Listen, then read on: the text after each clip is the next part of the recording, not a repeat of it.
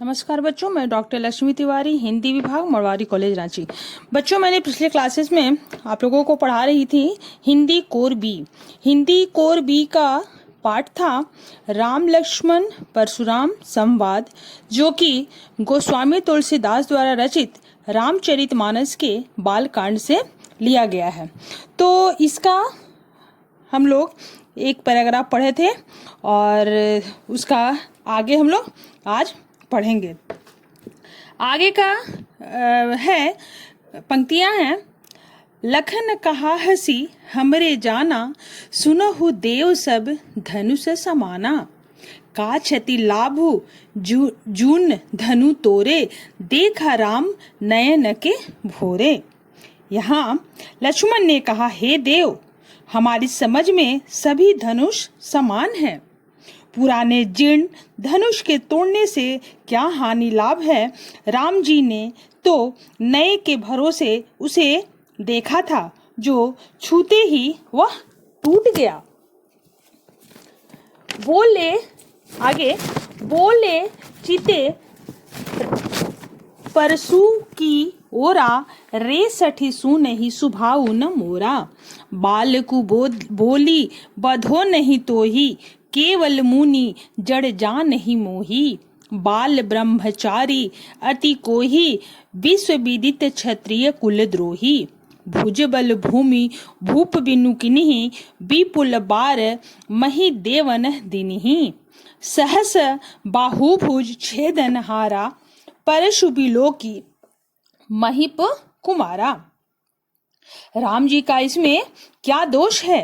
हे मुनि, अकारण गुस्सा क्यों कर रहे हो?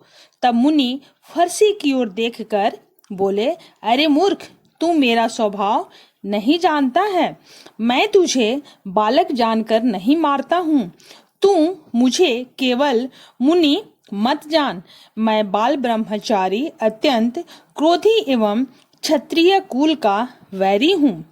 यह संसार जानता है, मैंने अपने बाहुबल से पृथ्वी को कितनी ही बार राजाओं से रहित करके ब्राह्मणों को दे दी है। हे राजकुमार, यह सहस्र बाहु की भुजाएं काटने वाला फरसा है, इसे देख।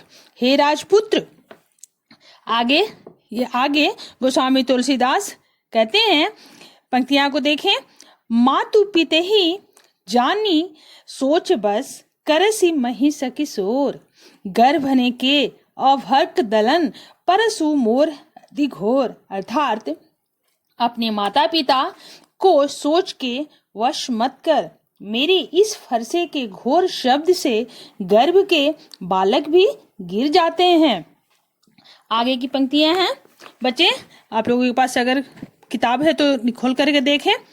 बिहसी लखन बोले मृदु बानी, मृदु मतलब मीठा बानी। ओहो मुनीस महाभट मानी, पुनि पुनि मोही देखाव कुठारू। चहत उड़ावन फूकी पहारू। यहाँ कुम्भड़ बतिया को नाही, जे तर्जनी देखी मरी चाही। बधे पापू अब की रतिहारे, मारत हूँ परिय तुम्हारे। कोटि कुलिस सम बचन तुम्हारा, व्यर्थ धरहु धनु बान कुठारा। इसका अर्थ है, हे लक्ष्मण। तब तुलसीदास यहाँ कहते हैं कि अब लक्ष्मण बोले, हे मुनि, आप तो स्वयं को महान योद्धा बताकर बड़ा अभिमान करते हैं। बारंबार मुझे फरसा दिखाते हैं। क्या आप फूंक से पहाड़ उड़ाना चाहते हैं? यह कोई कुम्हड़े का छोटा सा फल नहीं है, जो तर्जनी उंगली को देखते ही मुरझा जाता है। आपके पास फरसा और वाण देखकर ही मैंने इस प्रकार के वचन कह रहे हैं। भृगुवंशी जान और जनेऊ को देखकर जो कुछ आप कहेंगे, अपने क्रोध का दमन कर मैं सहन करूंगा। हमारे कुल के लोग देवता, ब्राह्मण, हरि भक्त और गौ पर वीरता नहीं दिखाते। इनको मारने से तो पाप लगता है और हारने पर अपयश होता है, इसलिए आपके द्वारा मारने पर भी हमको आपके चरणों में गिरना चाहिए। आपके तो वचन ही करोड़ों वज्र के समान हैं। धनुष्वान और कुठार तो आप व्यर्थ ही धारण करते हैं। हे धीर वीर मुनीश्वर, आपके शस्त्रों को देखकर अगर कुछ अनुचित कहा तो उसे क्षमा कीजिए। यह सुनकर परशुराम क्रोध सहित गंभीर वाणी में बोले, हे कौशिक, सुनो, यह बालक मंद बुद्धि है, कालवश हो अपने कुल का नाश चाहता है। यह सूर्यवंश में कलंक रूप बिल्कुल उदंड, मूर्ख और निडर है। क्षण भर में ही यह मारा जाएगा। पुकार कर कहता हूँ, फिर मुझे दोष न देना। यदि इस हठी बालक को बचाना चाहते हो तो हमारा प्रताप और क्रोध बताकर उसे रोक लो। आगे की पंक्तियां हैं, बच्चे ध्यान से सुने या देखें। इसका अर्थ है, आगे लक्ष्मण जी बोलते हैं मुनि की बात को सुनकर, हे मुनि, आपके होते हुए आपकी कृति का वर्णन और कौन कर सकता है। आपने अपनी करनी का अपने ही मुख से अनेक प्रकार से वर्णन किया है।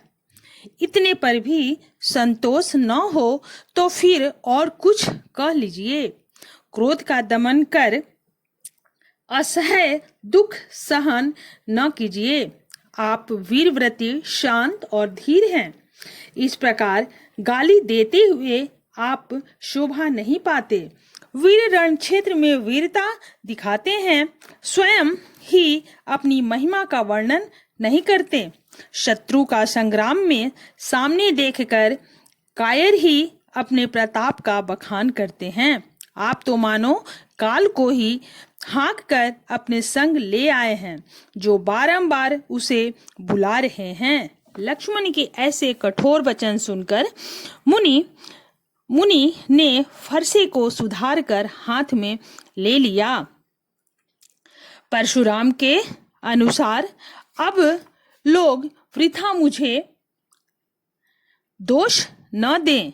यह कड़वा बोलने वाला बालक मारने योग्य ही है। बालक देखकर मैंने इसे बहुत बचाया, पर अब यह मरना ही चाहता है। प्रथम तो मैं अकारण ही क्रोधी हूँ, फिर मेरे हाथ में फरसा है और गुरु का वैरी आगे खड़ा है। तभी मुनि विश्वामित्र ने कहा, हे मुनि, इसका अपराध क्षमा कीजिए। सज्जन लोग बालकों का गुण दोष नहीं गिनते। तब परशुराम जी ने कहा, देखो, यह उत्तर दिए जा रहा है। हे कौशिक, मैं केवल आपके शील के कारण ही इसे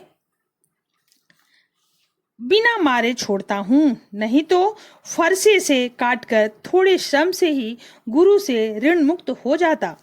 विश्वामित्र ने हंसकर हृदय में कहा कि मुनि को अब तक श्री राम वैरी ही जान पड़ते हैं, जिन्होंने कठोर धनुष को गन्ने के समान तोड़ दिया।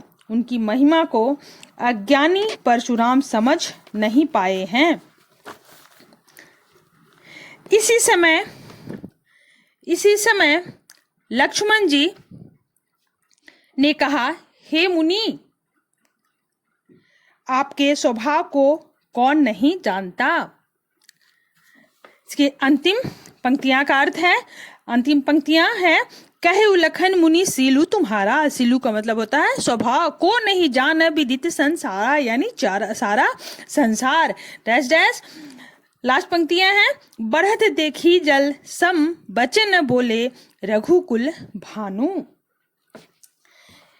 लक्ष्मण जी ने कहा, हे मुनि, आपके स्वभाव को कौन नहीं जानता। सारे संसार को आपके प्रताप के विषय में पता है, विदित है, यानी जानकारी है।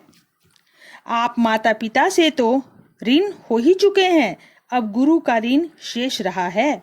जिसका आपके मन में बड़ा सोच है, वह मानो आपने हमारे माथे निकाला है, पर दिन बहुत हो गए, इस कारण ब्याज भी बहुत बढ़ गया होगा। आप वणिक को बुला लीजिए, मैं तुरंत थैली खोलकर दे दूंगा। लक्ष्मण जी के ऐसे कटु वचन सुनकर परशुराम ने अपना कुठार संभाला। तब सारी सभा हाय हाय पुकार उठी। लक्ष्मण बोले, हे नृपद्रोही, मुझे आप बारंबार कुठार दिखाते हैं, पर मैं आपको केवल ब्राह्मण समझकर छोड़ता हूँ। आपको कभी रणक्षेत्र में योद्धा नहीं मिले। ब्राह्मण और देवता अपने घर में ही बड़े या सम्मान के पात्र होते हैं। सब लोगों ने पुकार करे लक्ष्मण के इस कथन को अनुचित कहा। तब रामचंद्र ने संकेत द्वारा लक्ष्मण को रोक दिया। लक्ष्मण जी की उत्तर रूपी आहुति से परशुराम की क्रोध रूपी अग्नि को बढ़ते हुए देख रामचंद्र जल के समान शीतल वचन बोले। इस प्रकार इस अंश में व्यंग का अनूठा सौंदर्य दिखाई पड़ता है। यानी यह जो भाव है इसमें व्यंग्यात्मक रूप है, व्यंग का भाव दिखाई पड़ता है। इसके साथ ही साथ जहां तहां कहीं कहीं अलंकारों का भी प्रयोग हुआ है। और कोटि कुलिस सम वचन तुम्हारा अंश में परशुराम के वचन की तुलना कुलिश या वज्र से होने के कारण इसमें उपमा अलंकार का रूप दिखाई पड़ रहा है। अंतिम अंश में लखन उत्तर आहुति सरिस भृगुर कोपशु कृषाणु में लक्ष्मण के उत्तर की तुलना आहुति तथा परशुराम के क्रोध की तुलना अग्नि से होने के कारण पुनः इसमें उपमा अलंकार का प्रयोग किया गया है। तो बच्चे यहाँ पाठ हमारा खत्म होता है। धन्यवाद। इसका प्रश्नोत्तर आप लोग देख लीजिएगा। धन्यवाद और फिर अगले क्लासेस में